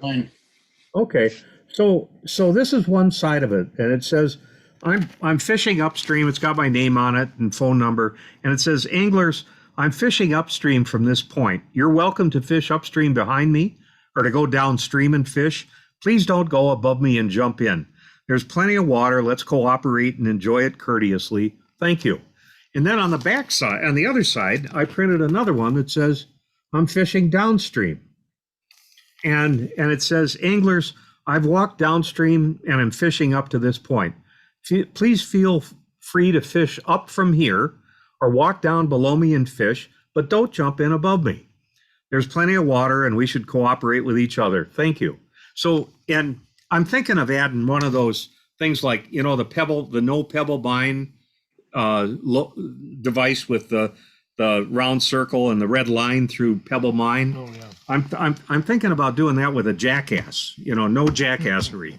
If I get ornery, I'm going to do that. So I thought that might be fun for you. And then I thought, well, some people don't listen very well. So I did another one. I did this warning. I said, mosquitoes cause lacrosse encephalitis in this area. Enter at your own risk. And then I got a CDC citation there. and you know, if I want to put that in the window, I can do that. And then this is the one that's really effective. Okay. It says rattlesnake monitoring unit.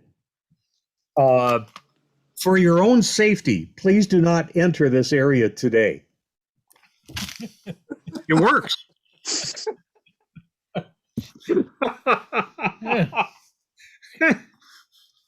So anyway. All right, thank you. And he does use this. I've seen it in the window. We have one other question. Is there really an Amish Walmart in this area? Yes, there is. And I thought it was apocryphal when I moved here and somebody said, well, you got to go to the Amish Walmart. And I went, yeah, right. Well, it turns out that on a ridge southwest of Ontario, up in the Upper Kickapoo, you got to kind of follow they're handmade signs that you would go west of Ontario and off of Highway 33, and then you'd go south, and you work your way up the coulee, and you get up to the very ridge top, and here is the Amish Walmart. It's not very well lit, I gotta say that, but it's got everything you could want. You want to get a used stop sign? You could do that. You want to get a stock tank? You could get that. You want to get axe handles? Absolutely. We got 10 different kinds of them. Kerosene lanterns? You bet. You want to get Amish fly swatters with the leather swatter part and other Amish made goods and anything just about you could want for your farm. Last time I was there, I found a magnet that was on a telescoping metal thing that I can use to pick up the hooks that I drop off my fly tying table. And it's got a little light in the end of it. I don't think the Amish folks use the light, but but I just run that around my tile floor and pick up those disappearing hooks all the time. And there's always more than I expected. So the Amish Walmart is really a trip. And if you look on the internet, you can find it under Trails End, or if you ask for the Amish Walmart, you can actually get it information. It's Can you get there with the car, or do you have to use a horse and buggy? no, you can get there to the car. Yeah, you might get that. Yeah, everything under the sun. It's amazing, and there's a little bit of used or new stuff, but well, if you want like new halters and that sort of stuff, or bridles and that stuff, you can get that, and it's high quality stuff. And if you want to get used stuff, there's a lot of that too. So it's kind of a combination of Fleet Farm and the biggest rural garage sale you ever could find. Old tools, you need a pipe wrench that's 40 years old, or some ancient cast iron. Sure enough, it's the fly fishing section isn't much. All right. Any of you have a question for Duke? I've been asking all on my own. So can we clean out our garage and go do a barter thing up there with the Walmart? Dick, I never tried. I never tried, but give it a try. maybe you could do it. Yeah. All right. No other questions. No mothers here either. Do you guys fish? I have to.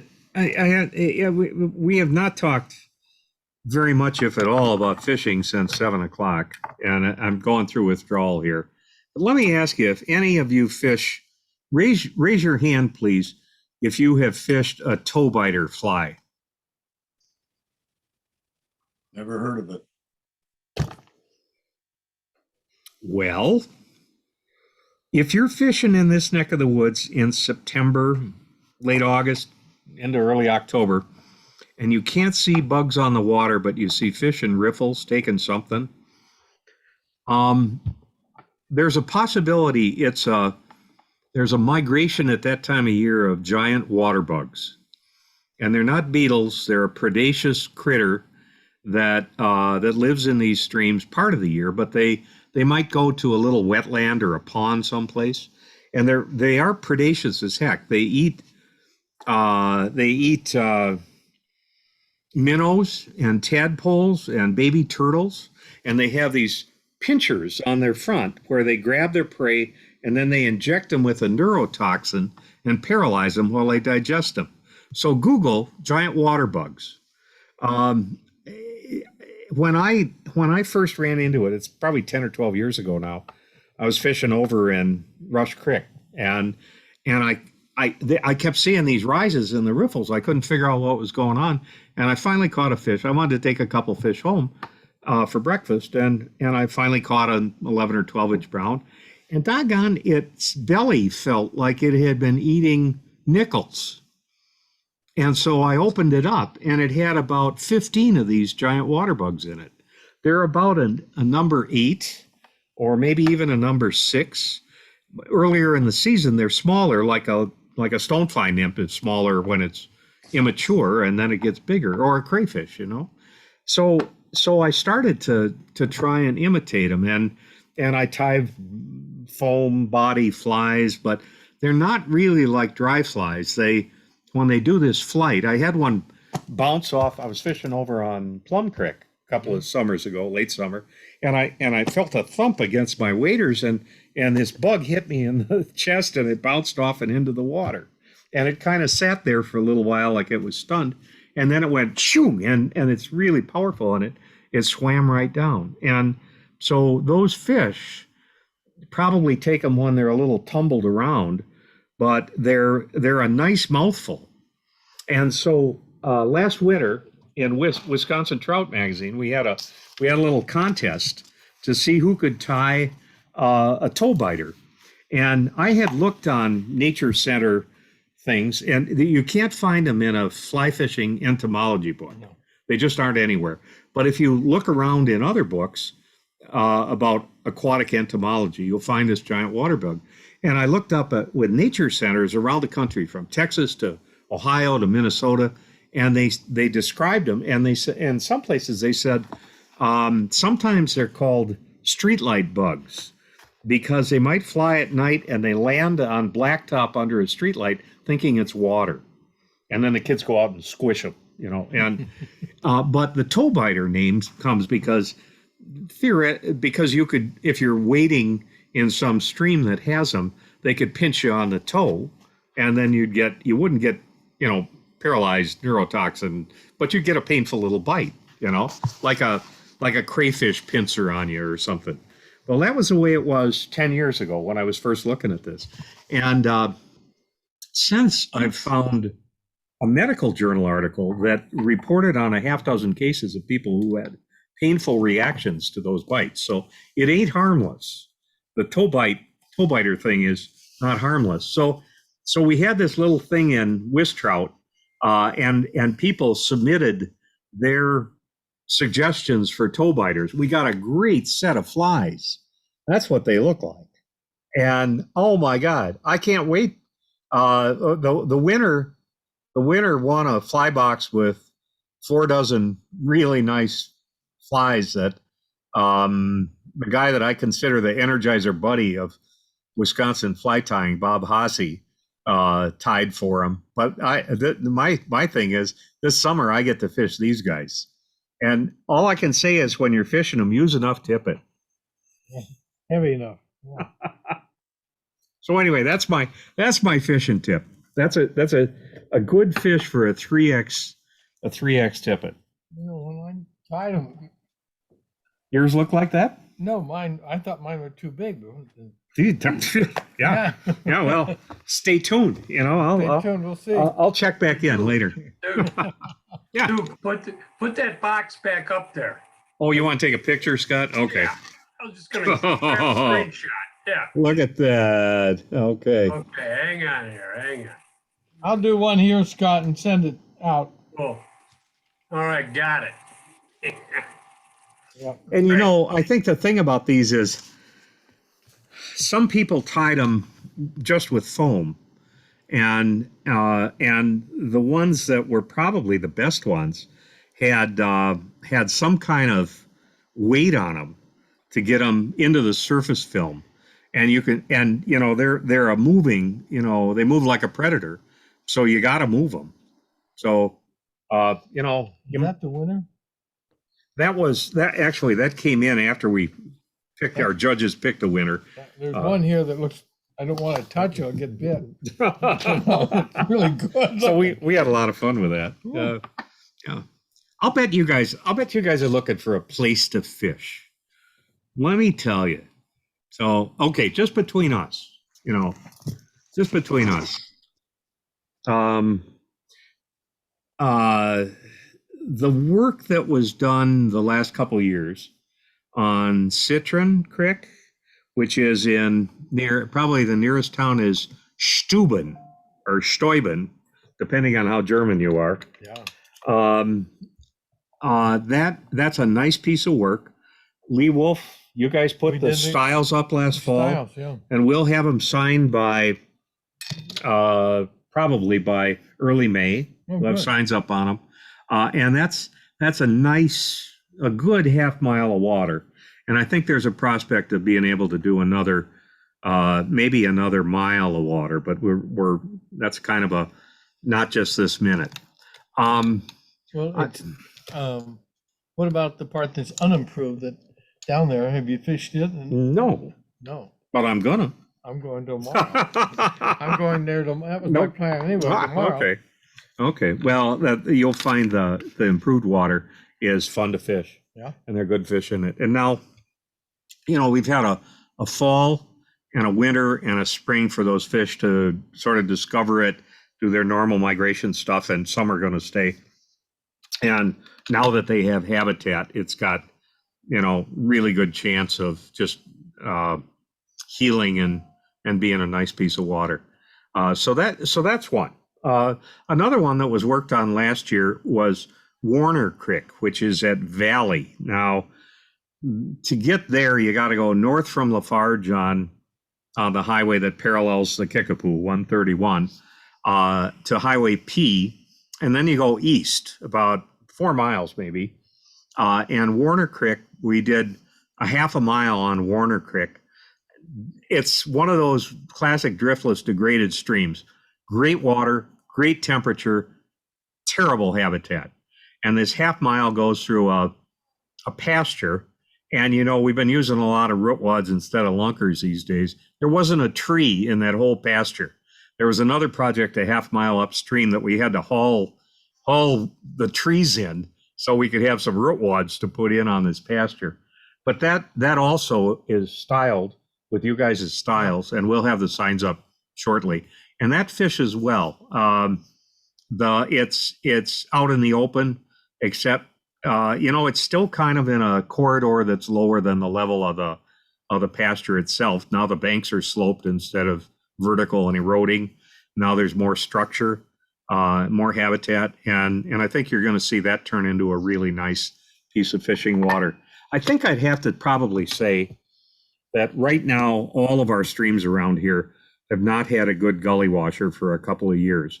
Now we whined a lot because in the last gully washers in the fall of 18, we lost 6 flood control dams and 20-foot walls of water went down Bohemian and Rulands and the West Fork. But we could use a good, 3 to 6 inch rain to knock out a lot of the silt that's in these streams. And right now, even where we fish today on Norwegian Hollow, there's a layer of silt that needs to get scoured out. Even so, Warner Creek has a lot of exposed gravel in the places with a little more current, and I can see them developing their bug populations and their crayfish populations and their sculpins and dace and that sort of stuff. Nice water temperatures, and once those things have a little chance to heal, those are going to be good. There was some work done last year on Billings Creek, north of Highway P, along Highway Z. C, that's right. Thanks. Z. It's Z when you get into Monroe County, and that has good water. I can't remember what it is in Vernon County, but you'll see another one of the Lee Wulff styles on Billings, and it's interesting because the old work that was done there was kind of like the work on Bohemian and Timber and that had been done in the 80s. And what they did is that had been battered some. And what they did is they came in and they used techniques that they've developed in the last probably 10 years that are going to be more durable, more, how would you say it? They're going to stand up against the kind of floods that we've been having, the short duration, high intensity events, better than that old stuff from the 1980s, which is, when they first started using lunkers and stuff. You'll find them if you go to the website. I think you can still find it, or if you look for Lee Wulff and Gary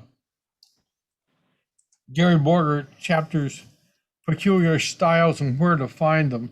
A program that I did for you last fall. It's still there. Good. And you can, the maps are in there of everything. Mm-hmm. Yeah.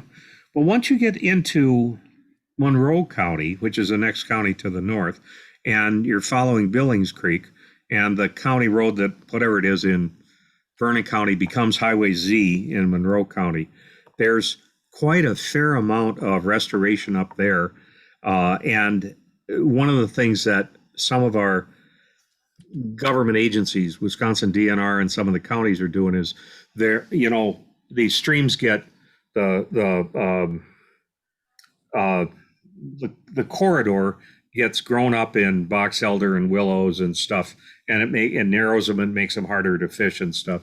And one of the things that DNR is doing and Monroe County is doing is they've bought these cantilever mowers that they can use for when they get a mower out along the ditch and they want to do that steep hillside along there. Mower on the arm. Yeah, right. A mower on the arm. And they're running those along some of these streams. And it's doing a really nice job of making them more fishable. And that's one of the things that I noticed on Billings north of Z, where you put in one of your first styles, that has been mowed off now. And that is looking really good. And I think even whether you're there now or what's going to happen is grass is going to come up through that and you're going to have more terrestrials. So once a hopper and cricket and beetle season comes, you're going to have, you know, And some. God knows there's enough of them already up there. Really? Yeah. And then Yeah, the topmost styles on Billings that we put in. Yeah. That is a great August, September area to fish. Yeah. Yep. Lots of hoppers. Al knows, right, Al? He's seen it. He's fished it with me. Another place that that we worked on in the summer of 18 is Tainter Creek above and below Highway C at Star Valley. That's where that 3,200 foot project is that I was talking about. And it's a DNR easement. All of these are DNR easements. Citron's the exception. I'll mention that in a minute. But that's DNR easement upstream and down from the Highway C bridge. And that's fishing better each year. And this year, there's a tributary that comes in below the Highway C bridge called Conway Creek. And it comes from the valley to the west, comes under Highway B and then down to Tainter. And last fall, we took the corridor, the trees in the corridor, other than the hardwoods, out on Conway. And this year, TU Dare will be doing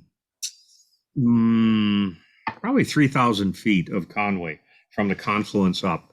The banks on the lower part of that were 8 feet, 9 feet. It was just an absolute morass of downed box elders and beaver stuff. And that's going to be a really nice piece of fishable water. But I don't know when the project is going in there. They just let the bids on it the other day. So down on Citron, by the way, we had the Devil's Own time arranging for an easement.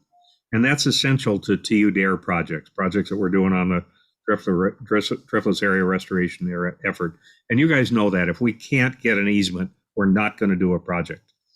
And first and no work had been ever done on Citron. And the landowner was willing to do it. It was eating away at pasture land and cropland. It was just terrible.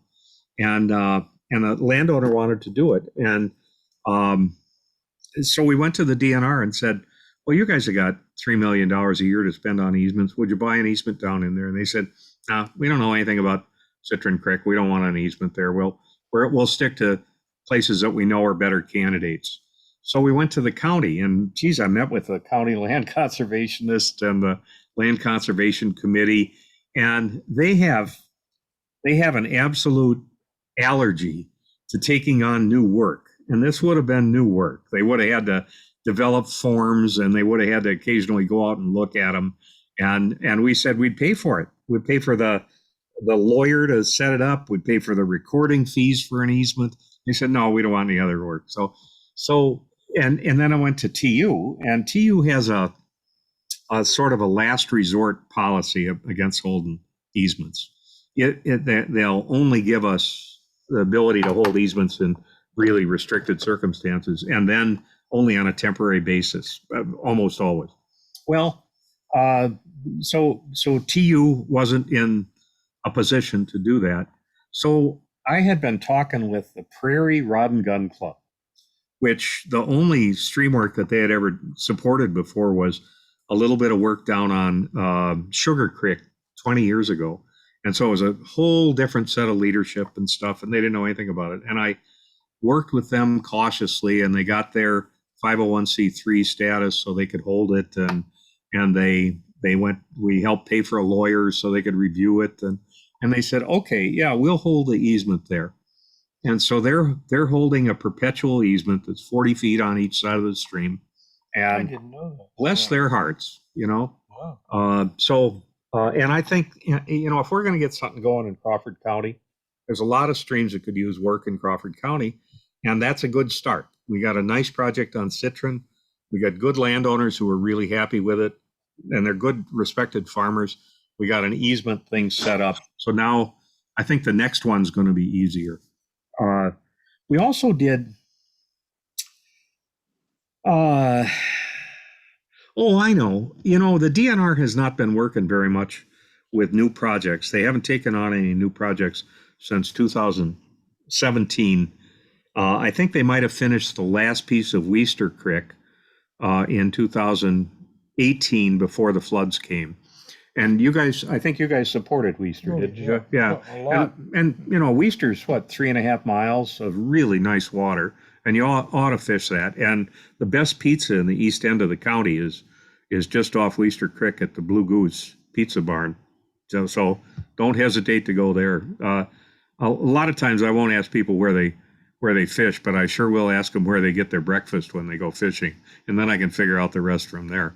And so anyway, Weister is one. But after the floods came, the DNR was so concerned about the damage to timber and Rulan's and Bohemian Valley, which was all old work from the probably period from 83 to 95 roughly.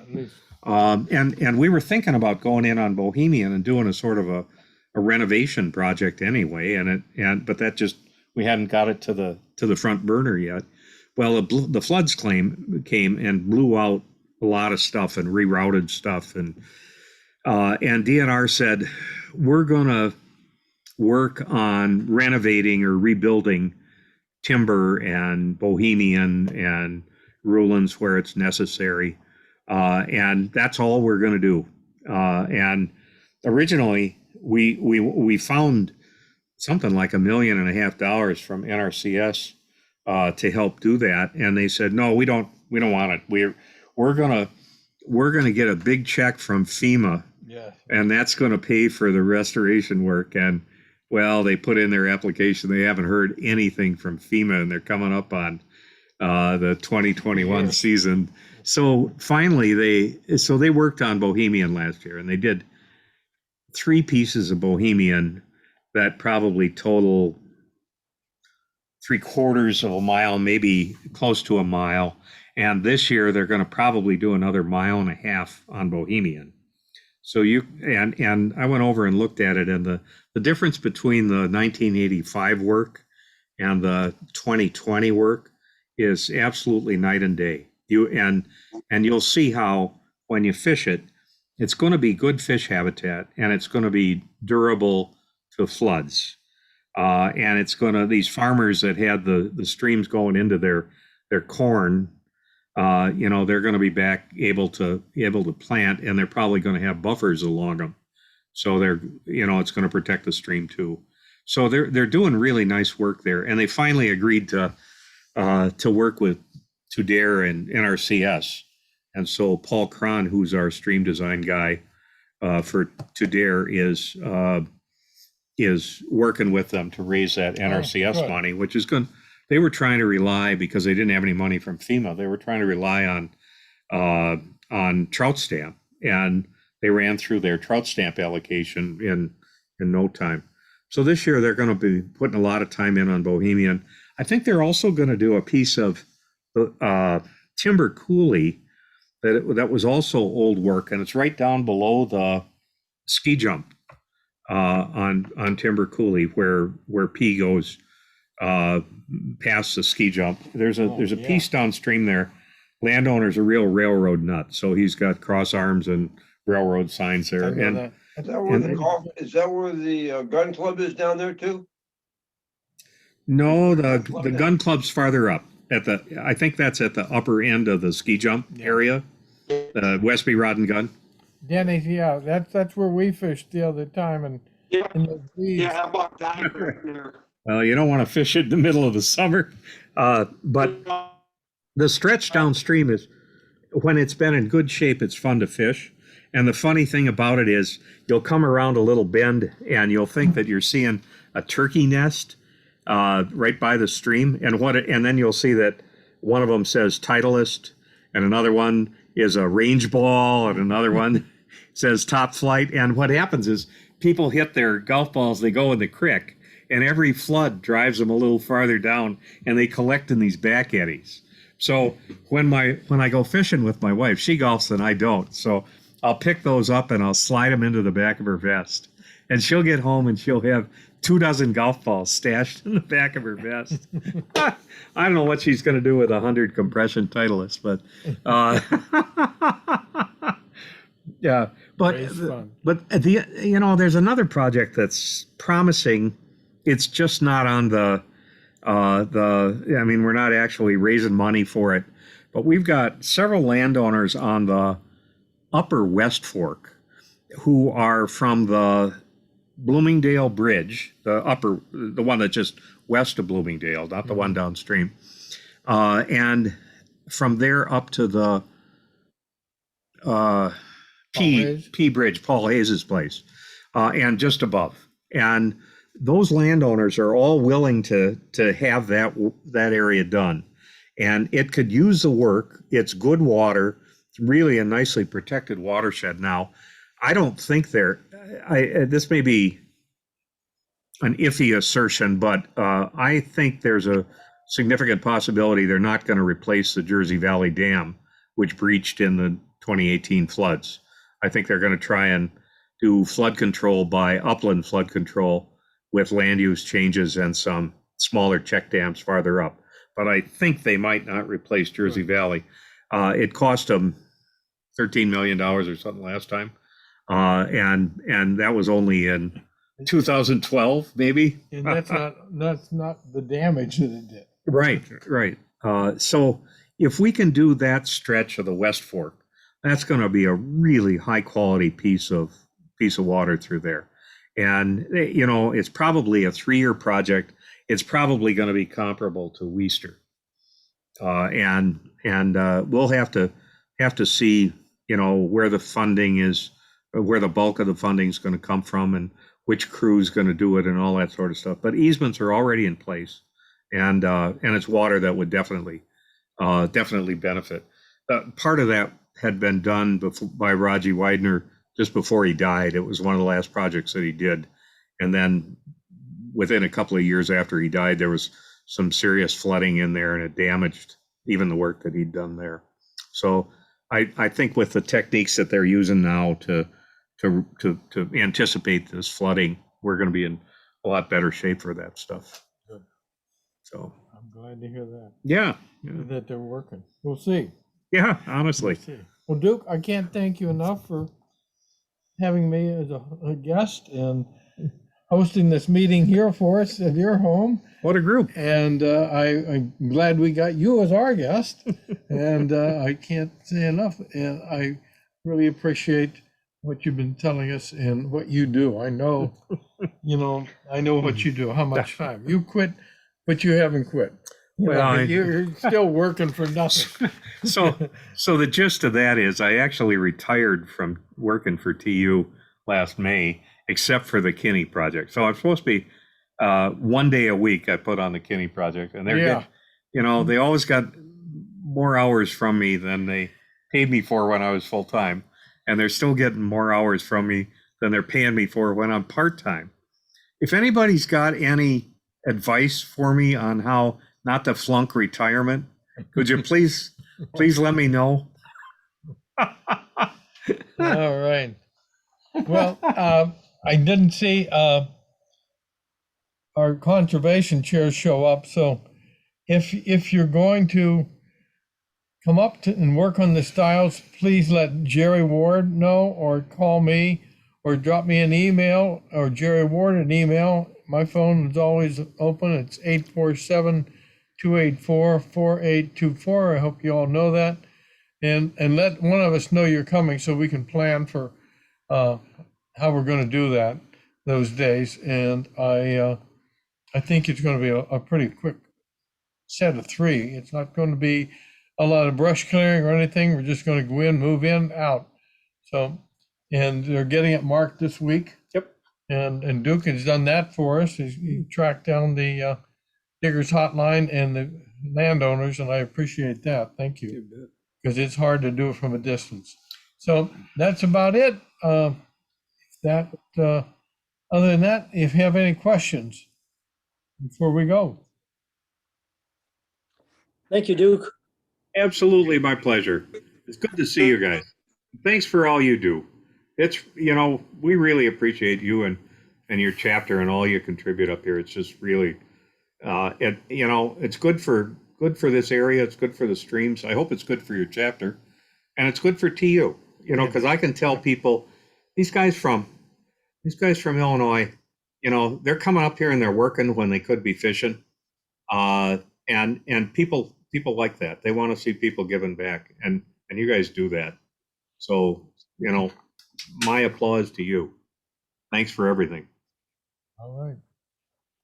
All right, Scott, take us home. All Good right. night, all. Good night, everybody. Good night. Going up there. They all- Take care. Yeah. Jerry.